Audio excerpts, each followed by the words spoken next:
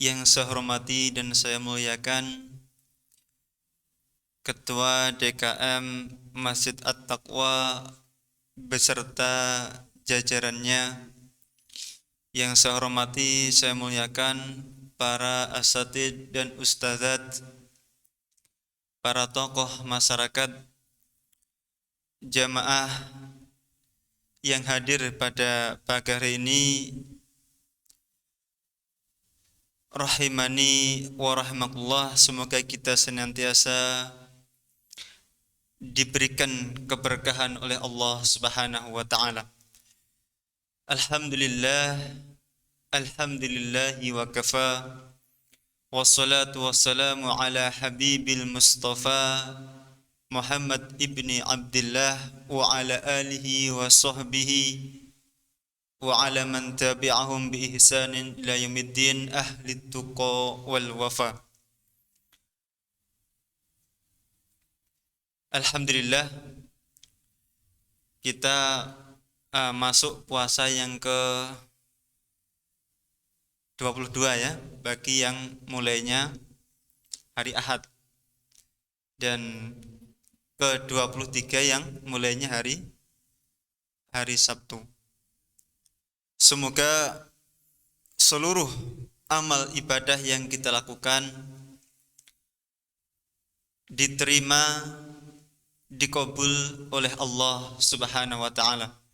Amin ya rabbal alamin. Jamaah rahimani wa rahmatullah. Setiap malam kita sudah mendengarkan ceramah ya, kajian dari guru-guru kita. Nah, ini pagi ini kita ya kembali kita sama-sama belajar ya. Kita sama-sama belajar. Jadi saya yang di sini bukan saya yang lebih bisa ya, tidak, tapi ini kita dalam rangka sama-sama belajar, sama-sama thalabul ilmi. Mengapa menuntut ilmu ini atau belajar keilmuan ini harus sering-sering kita lakukan? Karena ada sebuah hadis ya, makna sebuah hadis yang itu dijelaskan dalam kitab Mau'idhatul Mu'minin. Mungkin ini saya pernah menyampaikannya. Ya, idza ata yaumun tatlu'u fihi syamsu la yazdad ilmi yuqarribuni ila Allah fala burikali ya fala burikali dzalikal yaum. Dalam makna sebuah hadis disebutkan Rasulullah mengatakan, jika berlalu suatu hari yang mana ilmuku tidak bertambah ya. Jadi jika berlalu suatu hari namun ilmu yang mendekatkan diriku kepada Allah tidak bertambah, fala burikali al yauma, maka tidak ada keberkahan bagiku ya, pada hari itu. Kata baginda siapa? Rasulullah sallallahu alaihi wasallam. Itu dijelaskan dalam kitab Mau'idhatul Mu'minin.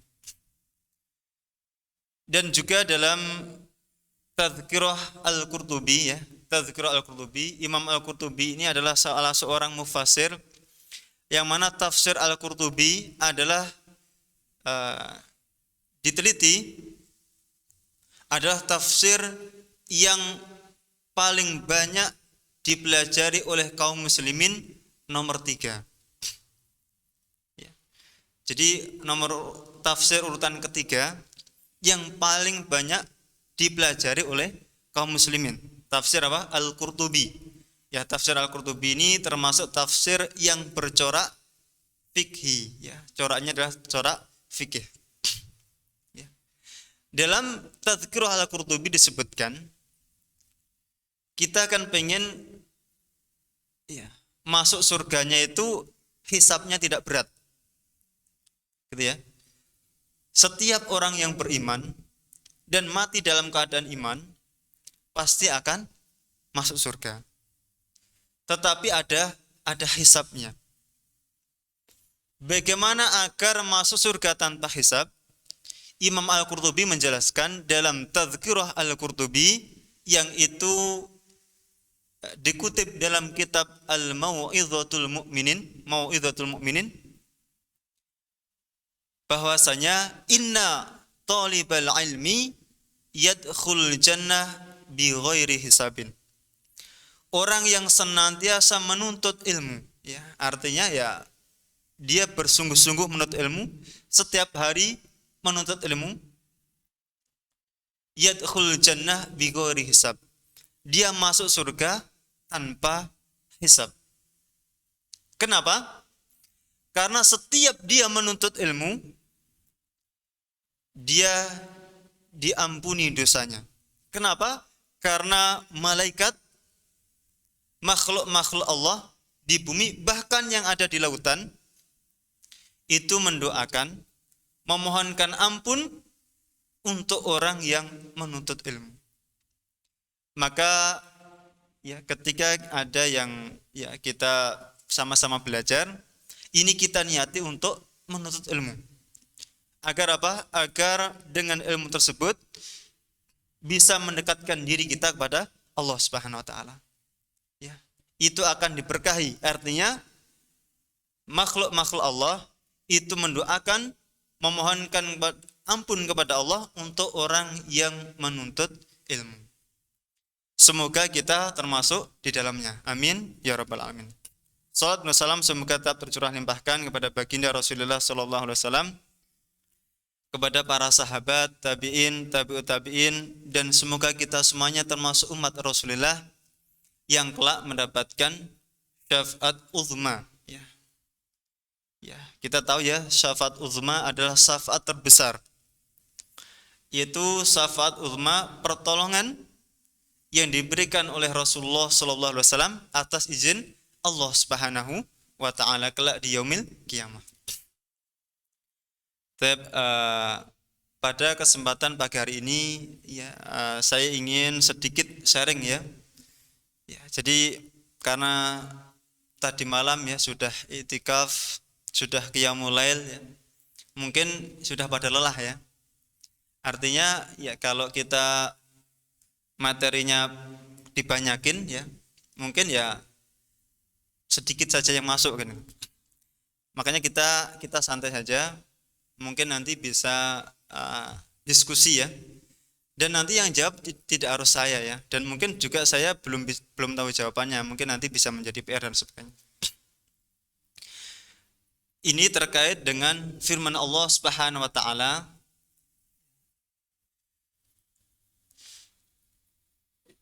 Ini enggak connect ya.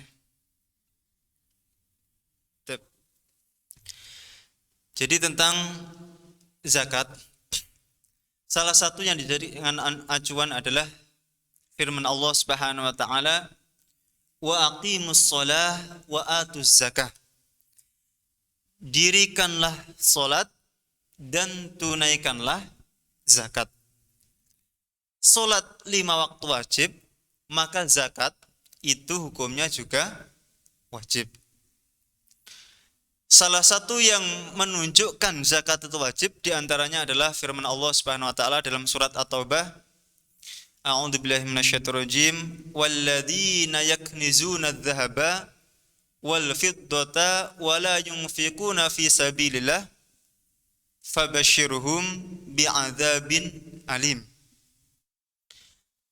Dan orang-orang yang menyimpan emas, menyimpan perak, kemudian wala yunfiquna fi sabilillah, kemudian mereka tidak menginfakkan ya. Infak di sini maksudnya adalah zakat. Fabashirhum bi'adzabin alim, maka beri kabar kepadanya dengan azab yang pedih. Artinya orang yang tidak zakat itu dia akan mendapatkan azab yang pedih.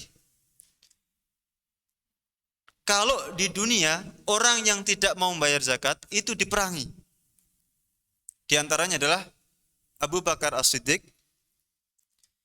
itu memerangi orang yang murtad dan orang-orang yang tidak mau membayar zakat. Sedangkan di akhirat, fabashirhum bi'adzabin alim, akan mendapatkan azab yang alim. Alim itu azab yang sangat pedih. Ya. Jamaah rahimahullah ya, ini ada 120 slide ya. Tapi nanti mungkin saya mencukupkan sedikit saja terkait dengan zakat fitrah dan zakat emas, perak, dan uang. Gitu ya.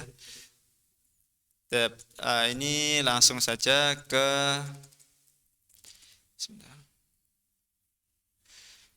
zakat fitrah ya.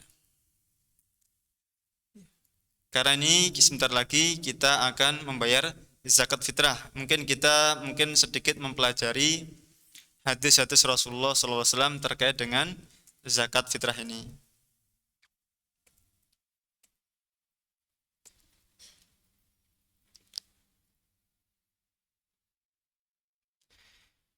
Nah, zakat ya, sebelumnya jamaah rahimahullah, zakat itu ada zakat yang disepakati, ada zakat yang tidak disepakati. Karena apa? Ini ternyata pembahasan zakat ini masuk dalam masalah fikih. Sedangkan fikih itu ya terkait dengan apa? Dengan situasi dan kondisi. Kalau di zaman Rasulullah SAW dulu, orang yang kaya itu siapa? Di zaman Rasulullah yang kaya siapa? Yang kaya adalah petani. Ya, di zaman Rasulullah itu yang kaya adalah petani. Mereka yang punya kebun kurma banyak, itu mereka adalah yang kaya.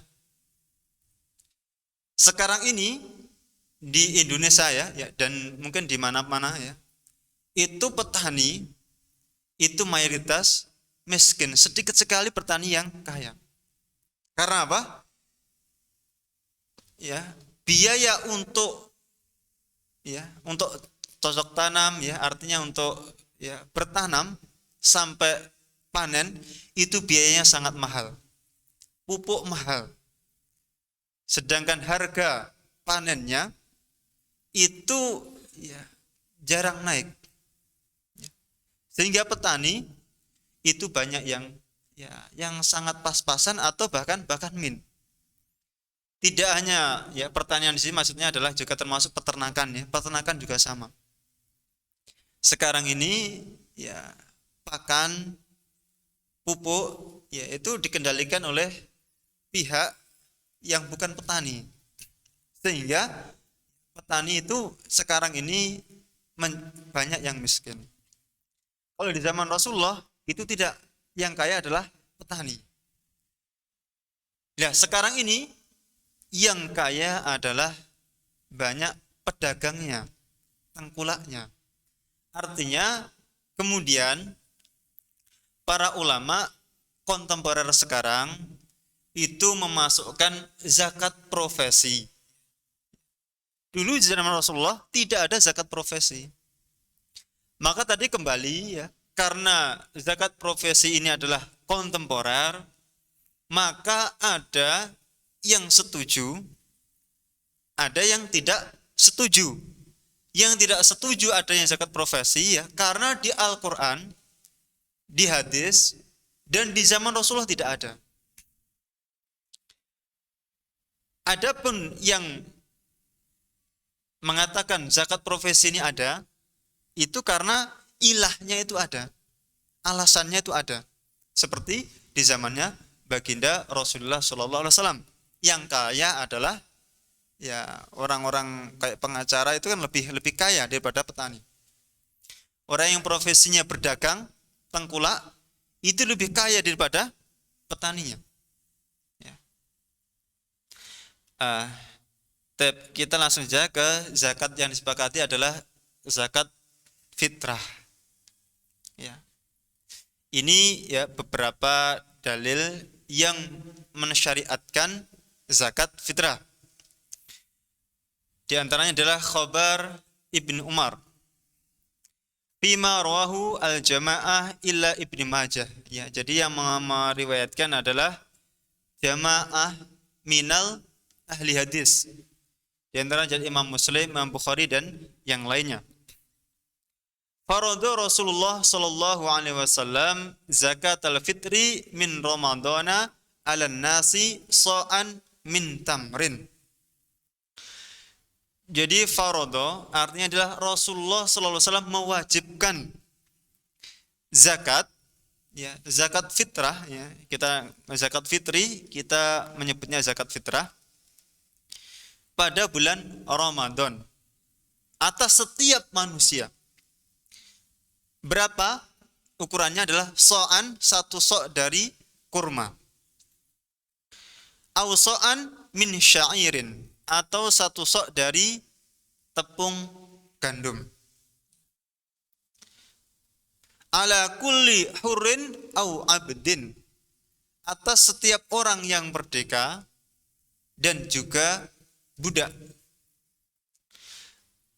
Zakarun au unsa, ya. Zakarin au unsa, baik laki-laki maupun perempuan.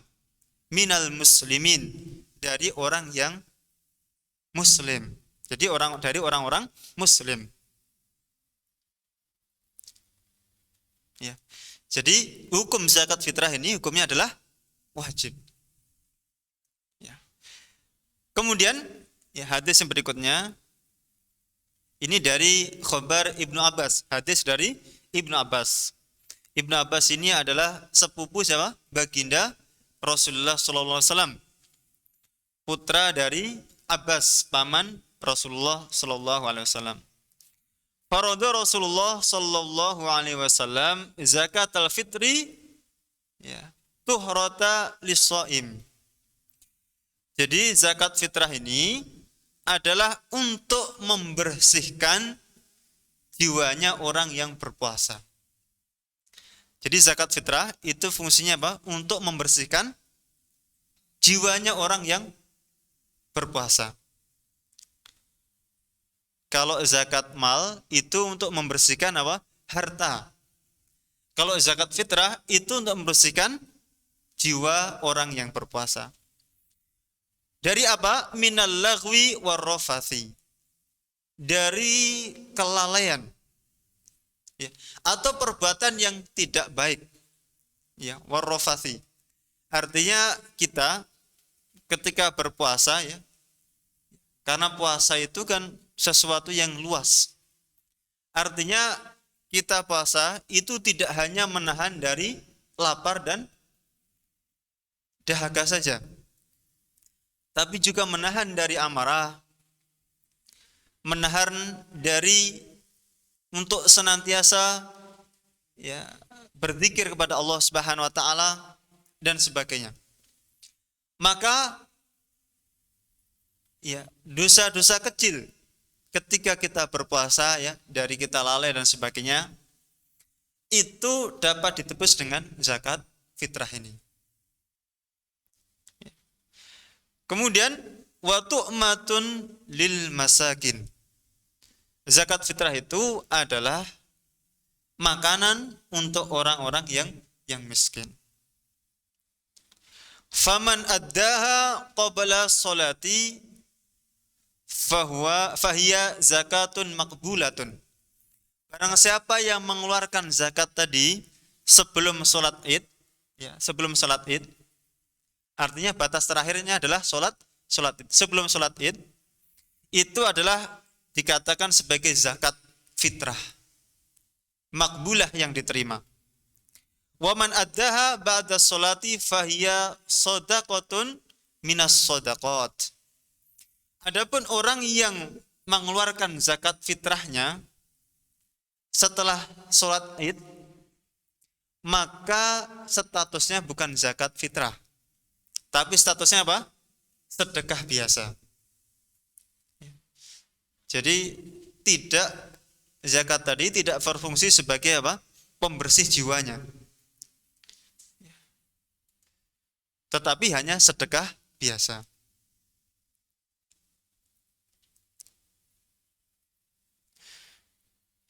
Kemudian berikutnya, ya, kewajiban zakat fitrah ini kapan? Yaitu pada bulan Sya'ban tahun kedua Hijriah. Jadi syariat zakat fitrah ini kapan? Yaitu pada bulan Sya'ban tahun kedua Hijriah. Jadi Rasulullah ketika diutus menjadi Rasul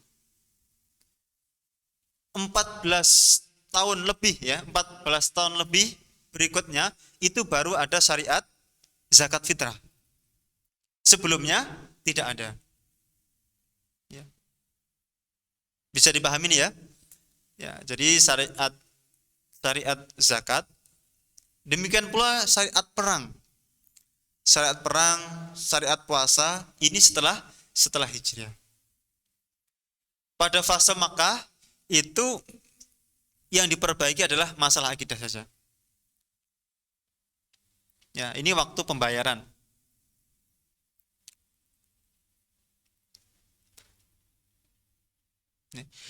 Waktu pembayaran, waktu wajib. Imam Abu Hanifah ya, dalam mazhab Hanafi itu yang wajib ya, yang wajib adalah kapan? Ketika terbit fajar hari Id. Ya. Terbit fajar hari Id. Artinya orang yang lahir sebelum terbit fajar hari Id itu wajib bayar zakat dalam mazhab Hanafi. Kalau mayoritas ulama tenggelam matahari akhir Ramadan. Ya. Ya. Tenggelam matahari akhir Ramadan. Ini ya waktu pembayarannya. Kemudian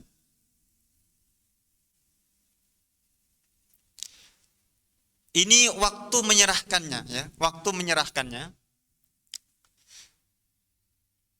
Jadi dalam mazhab Maliki Hambali ya, dalam mazhab Maliki Hambali 1 atau 2 hari sebelum sholat Id ini boleh membayar zakat. Ya. Kalau mazhab Syafi'i sejak masuk Ramadan. Jadi ketika sudah masuk Ramadan dalam mazhab Syafi'i sudah boleh seseorang membayar zakat. Ya. Kalau mazhab Hanafi bahkan apa? Boleh membayar zakat itu sebelum masuk Ramadan. Ya. Ya, kalau dalam ya kita terserah kita pakai yang mana. Karena kita mayoritas Syafi'i maka boleh ya, boleh ketika awal Ramadan kita sudah membayar zakat itu boleh.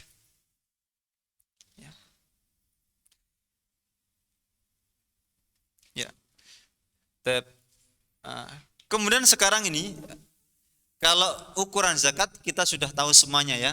Meskipun ini ada perbedaan ya, ada yang mengatakan 2,7 dalam mazhab Syafi'i, 2,7 atau 2,5 kilogram beras. Dan sebenarnya ya, jamaah rahimakumullah, Rasulullah SAW tidak pernah zakatnya pakai beras. Pernah nggak Rasulullah zakat pakai beras? Nggak pernah. Kenapa kita zakat pakai beras? Karena dulu ya, Rasulullah kan zakatnya pakai kurma dan atau gandum. Karena kurma dan gandum itu adalah makanan pokok waktu itu, maka para ulama ini ya, makanya penting sekali ya, ulama itu adalah warasatul anbiya, ulama adalah pewaris para nabi. Kemudian ulama merumuskan ya, karena kurma dan gandum itu adalah makanan pokok, maka zakat itu adalah makanan pokok. Ya, karena di Indonesia makanan pokoknya adalah beras, maka zakatnya adalah beras. Jika di suatu negara makanan pokoknya adalah jagung, maka zakatnya adalah jagung. Ya. Kemudian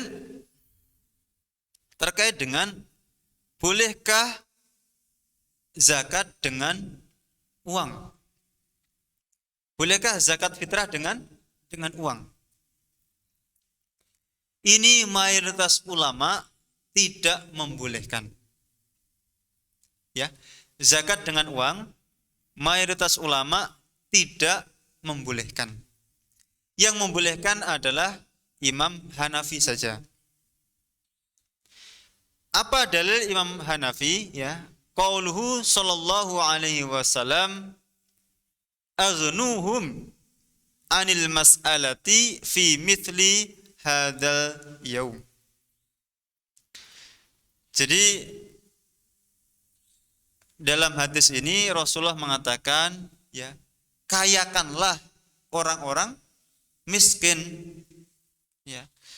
Jadi karena kayakanlah itu, maka Imam Abu Hanifah, ya, kalau dia pakai uang, ya nggak masalah berarti. Karena kita suruh membuat orang miskin itu apa? Kaya. Artinya, ya, dalam hari raya, hari Id itu orang miskin itu tidak miskin lagi gitu. Artinya dia punya sesuatu yang dimiliki, punya harta yang dimiliki. Makanya boleh pakai uang. Ini menurut Imam Hanafi. Tapi ya, jamaah rahimani rahimakumullah, Imam Hanafi itu kadar, ya, zakatnya itu kalau dikalkulasikan ke beras itu adalah 3,8 kilogram. 3,8 kilogram. Tidak 2,7 kilogram. Sebagaimana mazhab, ya, mayoritas mazhab. Artinya, ya, seharusnya, ya, kita kalau pakai mazhab Hanafi ini jangan dicampur dengan mazhab yang lainnya. Pakai uangnya mazhab Hanafi, tetapi ukurannya pakai mazhab Syafi'i atau mazhab yang selain Hanafi. Ini kalau kita mempelajari tentang kaidah-kaidah dalam mazhab, ini termasuk talfik, ya. Talfik itu menyampurkan dua mazhab. Ini kalau tidak kondisi darurat, ini sebenarnya tidak boleh. Makanya kemudian, ya, kalau dulu dinasihati oleh guru-guru, ya, yang mendalami masalah mazhab seperti ini, itu, ya, kalau kita sudah tahu ilmunya, kalau pakai uang, maka, ya, ukurannya 3,8 kilogram beras, tidak 2,7 kilogram beras. Kalau pakai uang, ya, ini afdolnya, ya, afdolnya. Bisa dipahami, ya. Jadi kalau mencampurkan dua mazhab ini talfik. Ada yang membolehkan, ada yang tidak membolehkan. Ya, menyampurkan dua mazhab dalam satu masalah, ada yang membolehkan, ada yang tidak membolehkan. Bagi yang berhati-hati, itu ngambil yang tidak membolehkan. Ya. Itu tuh kehati-hatian. Kemudian zakat fitrah ini diberikan kepada siapa saja? Ya, dalam yang saya kutip di sini adalah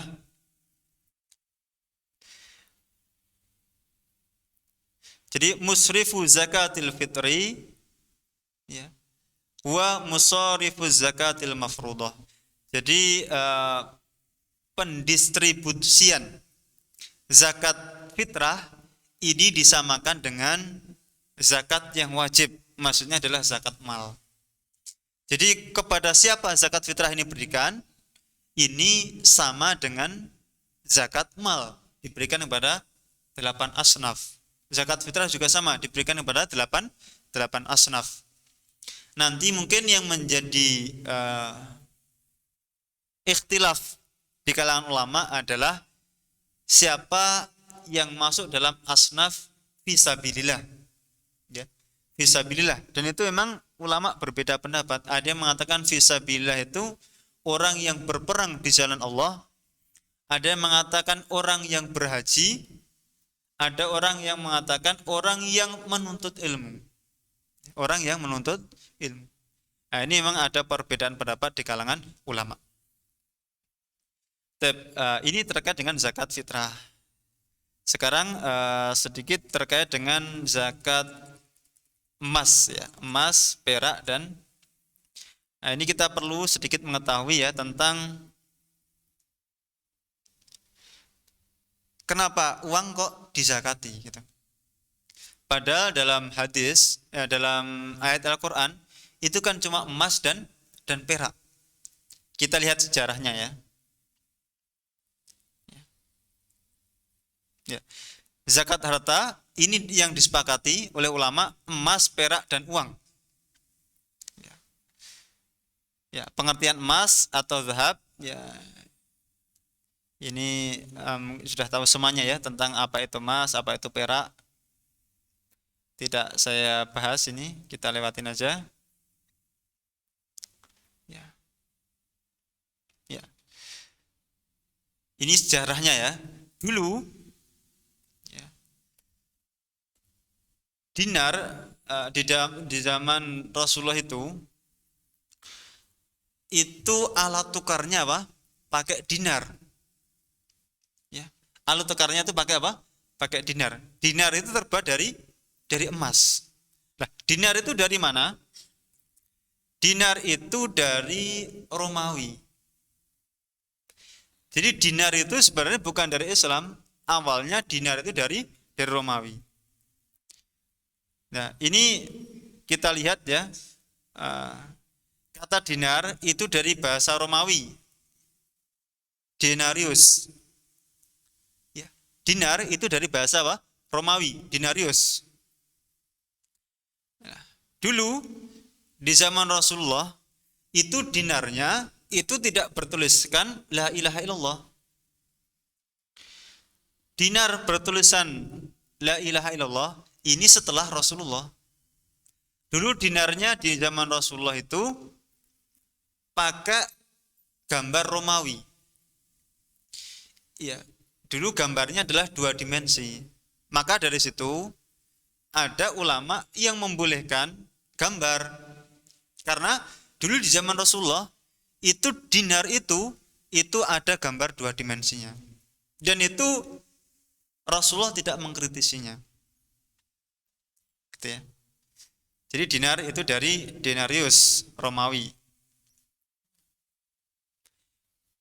Dulu Rasulullah mendapatkan dinar dari mana? Kaum muslimin di masa Rasulullah itu mendapatkan dinar dari Syam. Syam itu ya sekarang kan terpecah menjadi 4 negara ya. Ada Yordania, ada Syria, ada Lebanon. Ya. Yordania, Syria, Lebanon ya, terpecah menjadi 4 negara sekarang. Dipecah menjadi 4 negara negeri Syam. Rasulullah mendapatkan dan para sahabat itu mendapatkan dinar dari negeri Syam. Negeri Syam itu dulu dikuasai oleh Romawi. Mata uangnya yang digunakan adalah dinar. Di kerajaan Romawi yang dipakai adalah dinar. Sedangkan dirham ya, koin perak itu dari negeri Yaman. Yaman itu dikuasai oleh Persia. Maka dirham itu dari bahasa Persia adalah drahma. Ya, drahma. Ya. Jadi umat Islam menggunakan dinar dan perak itu sebenarnya bukan dari Islam, tapi dari Romawi, dinar, dan Persia itu perak. Ya. Karena dulu dinar dan dirham ini adalah dijadikan sebagai alat tukar, maka itu wajib dizakati. Ya. Ya. Jadi alat tukar di zaman Rasulullah itu wajib dizakati.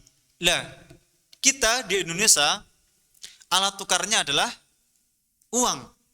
Karena uang dijadikan sebagai alat tukar, maka uang itu wajib dizakati.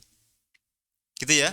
Jadi kalau kita lihat sejarahnya, ulama menetapkan uang itu wajib dizakati, itu karena uang adalah dijadikan sebagai alat tukar. Ya, rupiah itu dijadikan sebagai alat tukar. Sebagaimana dinar dan dirham itu dijadikan alat tukar di zaman Rasulullah dan itu wajib dizakati.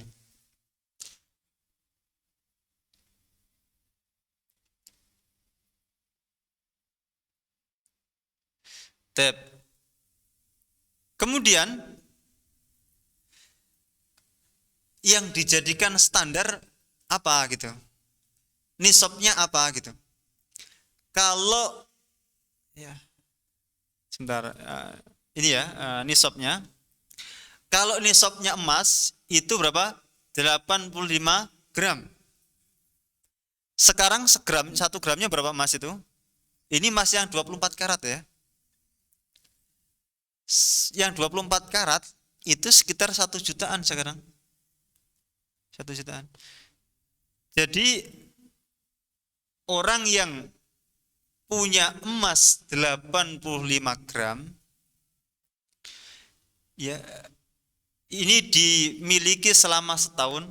Setahunnya adalah setahun Komariah ya atau tahun Hijriyah, bukan Masehi. Karena antara Masehi dan Hijriyah ini selisih berapa? Selisih 11 hari. Yang dipakai adalah apa? Hijriyah. Nanti kita buat ini contohnya ya. Zakatnya adalah 2,5%. Kalau perak itu ya 595 gram baru wajib zakat. Nah, sekarang ini ya jamaah rahimani warahmatullah. Ya, uang itu wajib dizakatinya berapa? Kalau dia mengikuti emas, berarti kalau sudah mencapai 85 juta, itu baru wajib dizakati. Kalau standarnya adalah perak 595 gram itu, sekarang kurang lebih ya di bawah 10 juta. Di bawah 1 juta. Ya. Lalu apa yang dijadikan sebagai acuan ya? Kalau dulu di masa Rasulullah dinar dan dirham itu ya senilai gitu. Artinya 595 dirham itu sama dengan 85 gram emas. Kalau sekarang itu jaraknya jauh. Selisihnya jauh. Kalau emas itu ya 85 juta, perak itu ya dengan ukuran sama di zaman Rasulullah, perak itu cuma di bawah 10 juta. Ya. Lalu apa yang dijadikan sebagai standar ya? Mayoritas ulama mengatakan yang dijadikan standar adalah emas. Karena emas ini nilainya ya, dinar ini atau emas nilainya sama sampai sekarang. Dulu 1 dinar bisa untuk membeli 1 kambing. Ya. Sekarang juga sama ya.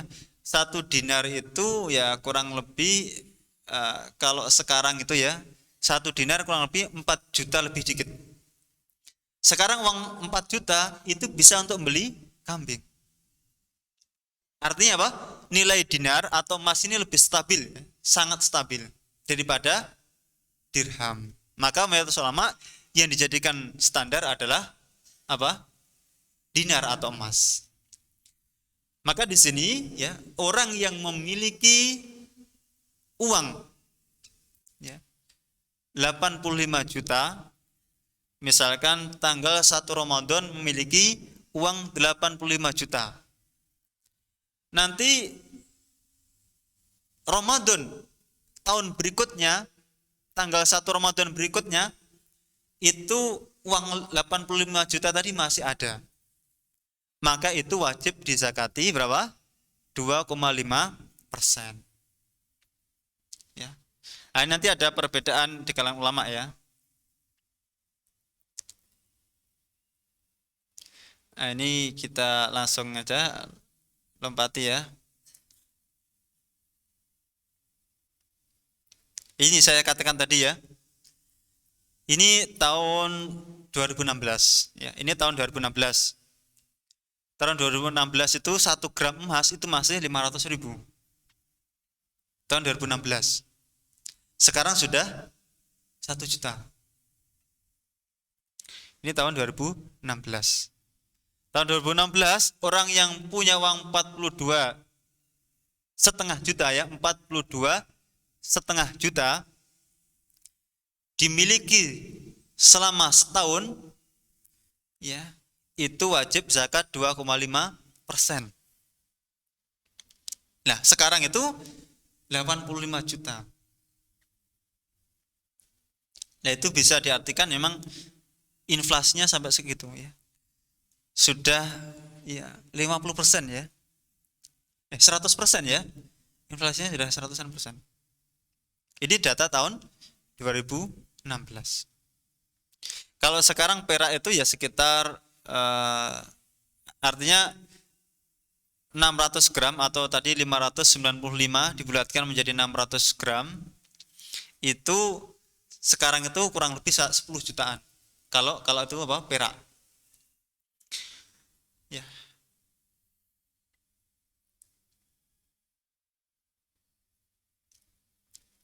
Ya, ini contohnya biar kita tidak ini.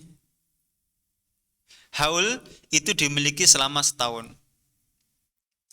Jadi tahunnya adalah tahun Hijriah, bukan Masehi. Ini nilai di awal dan akhir. Nah, ini nanti saya ada contohnya.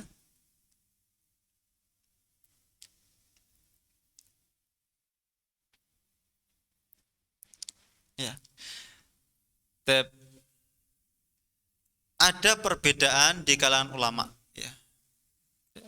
Ini langsung contoh ya, ini contoh perhitungan haul ya. Ini itu haul dimiliki setahun, apa maksudnya? Ini saya kasih contoh. Kelihatan ya, yang atas 8 orang memiliki emas 85 gram. Atau kalau uang berapa? 85 juta. Pada tanggal 23 Sya'ban. Pada tanggal berapa? 23 Sya'ban tahun 1429 Hijriah.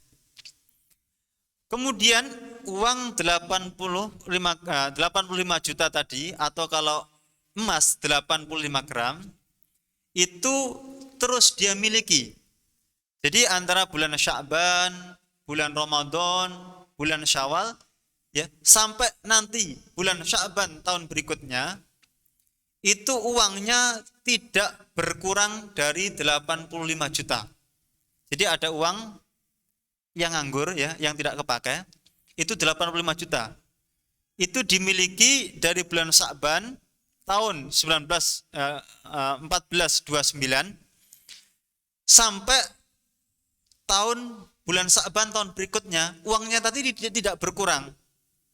Ya, tidak berkurang. Ya, tidak berkurang atau bahkan nambah. Itu pada tahun ya berikutnya, bulan Sya'ban tahun berikutnya, itu dia wajib membayar zakat. Ya, 2,5%. Ini pendapat mayoritas ulama. Namun dalam mazhab Hanafi ya, mazhab Hanafi itu yang penting di awal Sya'ban ya, di bulan Sya'ban tahun 29 itu uangnya ada 85 juta. Tetapi di bulan-bulan berikutnya uangnya itu kadang turun. Menjadi mungkin uangnya tinggal 40 juta atau tinggal 60 juta. Tapi bulan Sya'ban tahun berikutnya, tahun 30, itu uangnya ada lagi 85 juta. Menurut mazhab Hanafi, ini masih wajib dizakati. Kalau mayoritas ulama, ya, uang itu 85 juta dimiliki selama setahun, tidak berkurang sedikit pun. itu baru wajib zakat. Itu kalau mayoritas ulama. Tapi kalau mazhab Hanafi, yang penting uangnya sudah sampai nisab, ya, itu sudah terhitung. Kemudian nanti tahun berikutnya, ya, nggak menjadi masalah apakah uangnya berkurang atau tidak, asalkan nanti di bulan Sa'ban tahun berikutnya uangnya ada 85 juta, itu wajib zakat menurut mazhab Hanafi. Bisa dipahami ya?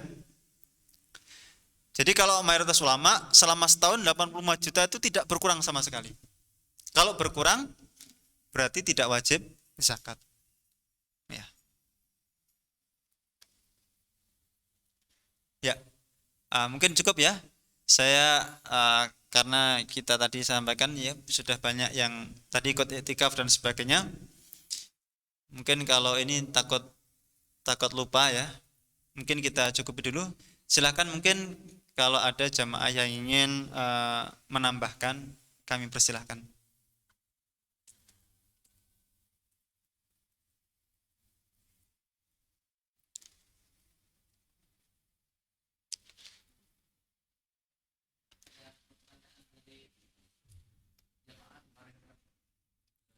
Iya. Hmm.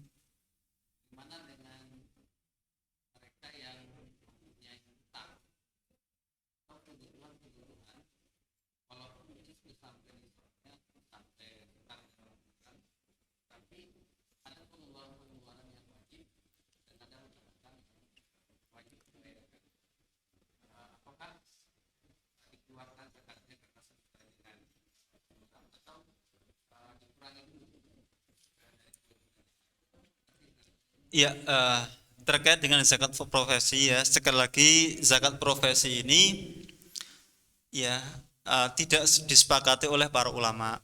Karena apa? Karena di zaman Rasulullah tidak ada ayat Al-Qur'an maupun hadis yang menyebutkan zakat profesi ya. Ini adalah istihad ulama kontemporer. Ya. Ya, karena tadi saya sampaikan bahwasanya di zaman Rasulullah itu yang kaya adalah petani. Tadi di zaman sekarang ini yang kaya adalah profesi ya. Profesi hakim, profesi pengacara itu yang lebih kaya ya, jauh ya, di atas apa? Petani gitu. Maka kemudian ulama kontemporer ya itu beristihad ya, memasukkan zakat profesi termasuk zakat yang apa wajib, termasuk dalam objek zakat atau sesuatu yang wajib dizakati.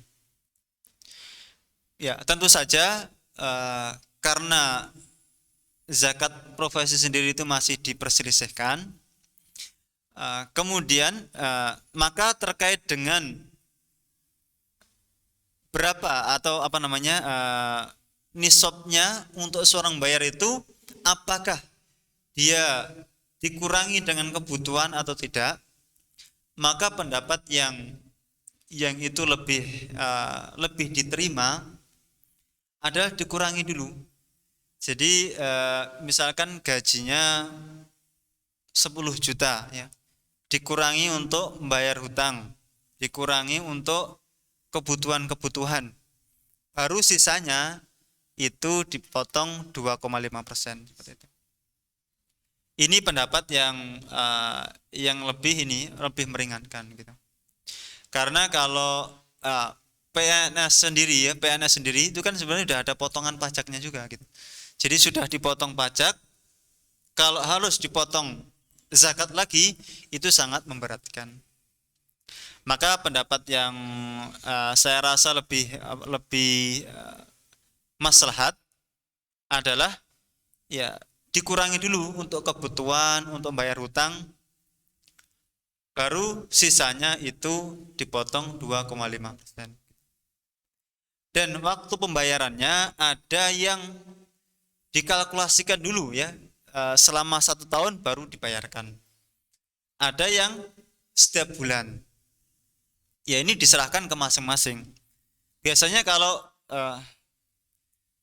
langsung setahun ya, misalkan dibayarkan setahun langsung, misalkan ya sampai 5 juta atau 10 juta. Wah, ini bisa untuk beli motor ini. Jadinya nggak jadi gitu. Jadi memberatkan. Tapi kalau per bulannya ya mungkin ya sedikit, tapi setiap bulannya itu lebih meringankan gitu. Dan itu untuk ya zakat mal itu fungsinya adalah untuk membersihkan harta kita. Kalau zakat fitrah membersihkan diri, tapi kalau zakat mal itu untuk membersihkan harta kita. Ya, zakat sendiri artinya adalah an-numu, ya. Artinya adalah berkembang. Maka harta yang dizakati, insya Allah hartanya akan berkah. Gitu. Ada lain? Ya, silahkan. Waalaikumsalam warahmatullahi.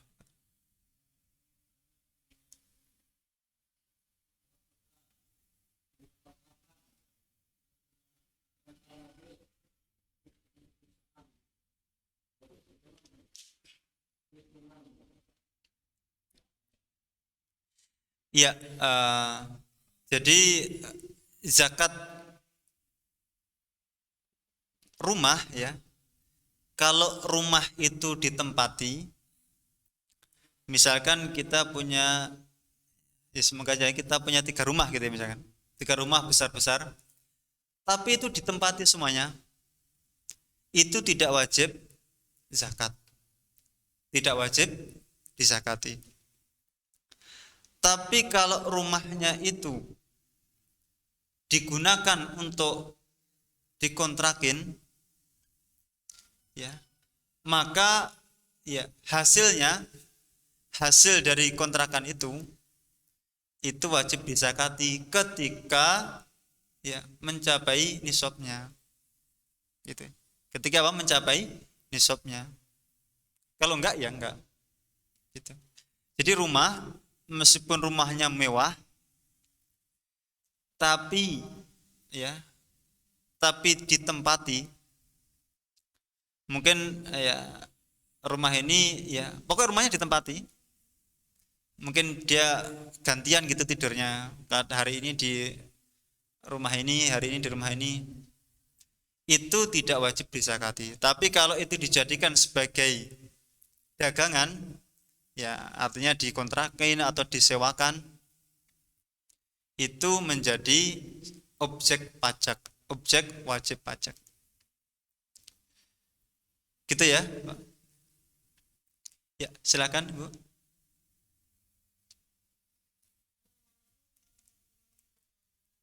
Waalaikumsalam warahmatullahi wabarakatuh.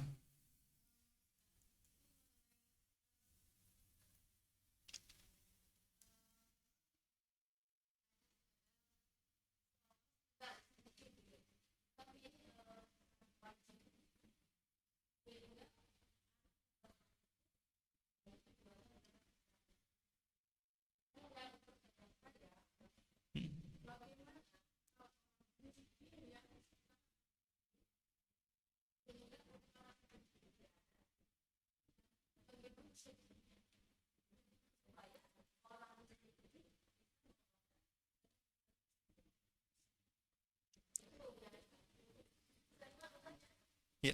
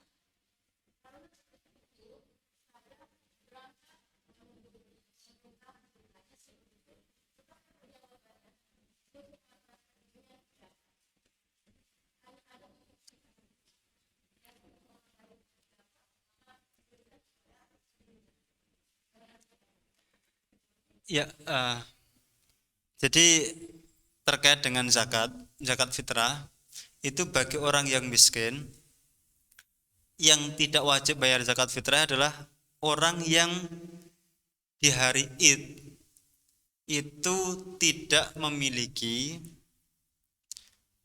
makanan yang bisa dimakan. Ya. Jadi misalkan di hari Id dia tidak punya persediaan yang dimakan, maka dia tidak wajib bayar zakat fitrah. Tapi kalau dia masih punya ya cukup dimakan dalam sehari itu dan sisa ya dan sisa itu masih wajib bayar zakat fitrah. Ini kalau zakat fitrah ya, zakat fitrah.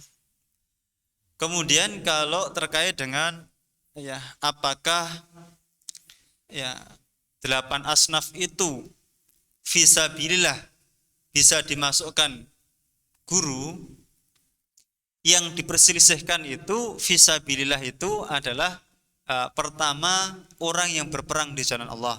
Ini sudah tidak ada. Yang kedua adalah orang yang berhaji. Berhaji ya tapi tidak punya bekal untuk kembali.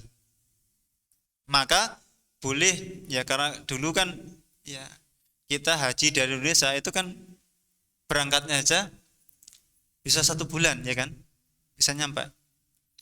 Jadi artinya dulu kalau berhaji itu benar-benar harus punya bekal yang sangat banyak. Kemudian tadi udah berapa ya? Ada yang ketiga adalah orang yang menuntut ilmu. Orang yang menuntut ilmu itu yang termasuk fisabilillah. Ya karena ada perbedaan pendapat di situ ya. Ya. Jadi kalau guru itu tidak dimasukkan di fisabilillah. Guru tidak dimasukkan di apa? Fisabilillah. Tapi kalau thalibul ilmi itu ada yang ulama yang masih berpendapat itu dimasukkan. Tapi kalau gurunya tadi termasuk miskin, ya berarti dia asnafnya dari orang miskin, gitu. Kalau anak didik tadi dia memang kita bantu karena dia yatim, berarti dia asnafnya yatim. Kalau dia yatim, tidak yatim tapi tidak punya uang untuk biaya sebagainya, maka dimasuk di miskin, asnaf miskin. Gitu Bu ya.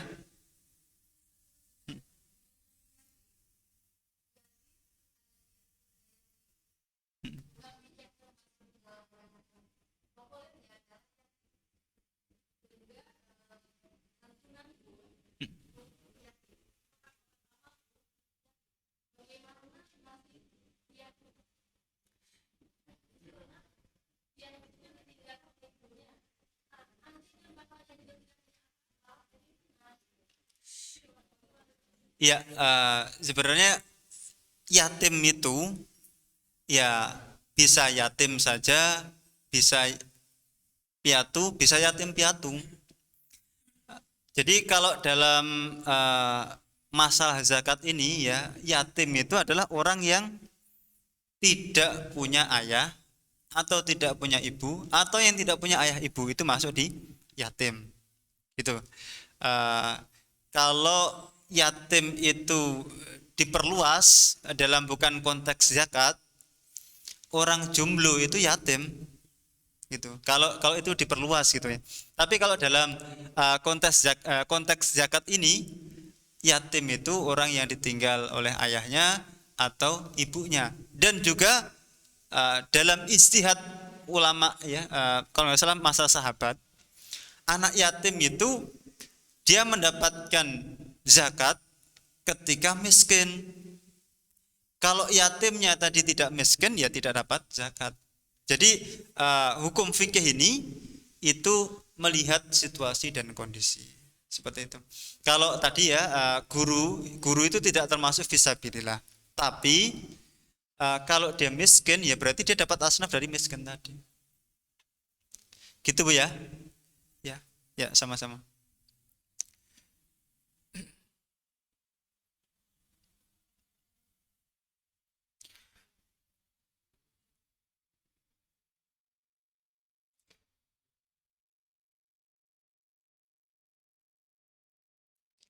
Cukup ya, insyaallah. Eh, Guru itu ya sama dengan ustadz. Jadi ustadz itu kan orang yang mengajarkan ilmu agama ya. Jadi ustadz itu juga guru ya. Ustadz Ustadz itu dari kata ya dari guru juga.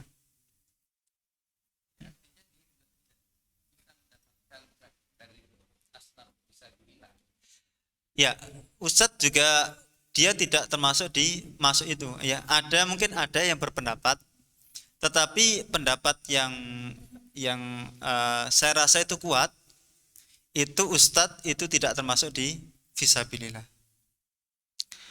Ya, tidak masuk di fisabilillah. Iya, sekali lagi yang dulu diperselisihkan ulama itu adalah fisabilillah itu orang yang berperang di jalan Allah, orang yang berhaji kemudian kehabisan bekal, dan yang ketiga adalah orang yang menuntut ilmu. Gitu. Kalau ustadznya tadi ya ustadz kan juga, kalau ustadz saja itu enggak, tapi kalau ustadz yang dia itu apa mungkin menuntut ilmu itu mungkin bisa masuk di situ, bisa masuk di ya thalibul ilmi, sehingga dia dapat fisabilillah tadi.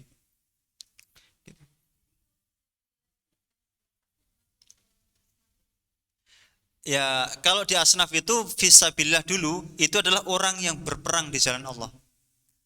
Jadi orang yang berperang di jalan Allah itu mendapatkan apa namanya zakat. Tapi itu pun kalau nggak salah di masa Umar, orang yang berperang di jalan Allah itu tidak mendapatkan zakat karena di masa Umar itu prajurit ya, orang yang berperang itu sudah mendapatkan gaji negara, sehingga tidak mendapatkan zakat. Gitu. Bisa dipahami ya? Ya.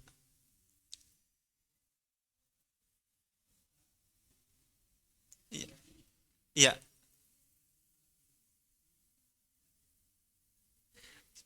Saya kurang kurang ini kurang dengar ya. Ya. Ya.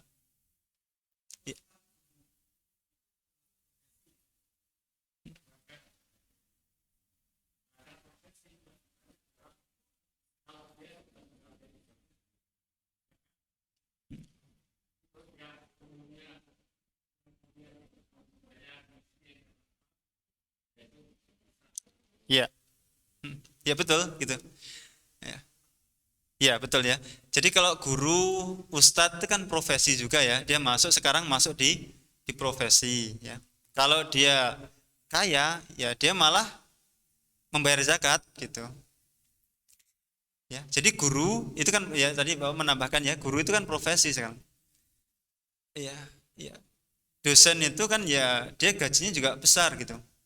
Ketika dia kaya, dia ya membayar zakat malah tidak mendapatkan zakat karena dia masuk di profesi.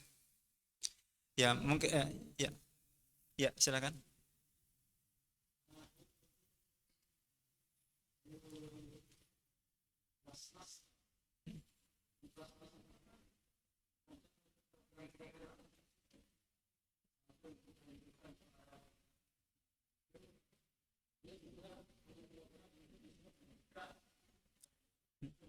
Ya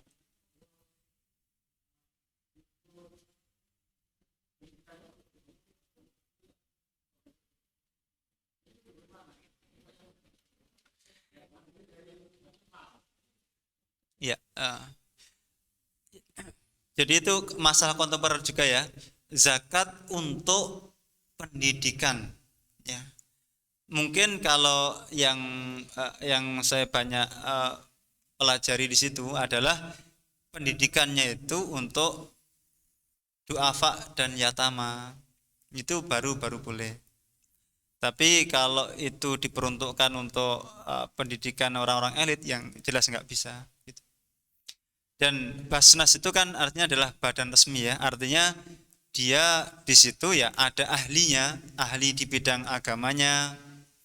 Pasti dia juga kerjasama dengan ya, MUI yang memang ahli di bidang agama gitu. Dan di MUI sendiri hukum itu itu sangat terkait dengan situasi dan kondisi ya. Apalagi Basnas ini yang memang dia faksnya di situ ya, artinya dia konsentrasinya di situ. Pasti ketika membuat program-program itu pasti sudah mempertimbangkan dari hukum agama. Gitu ya, Pak. Dan tadi ya Ibu menyampaikan tadi, jadi kalau zakat mal ini boleh nggak kita langsung berikan kepada orang miskin? Ini boleh.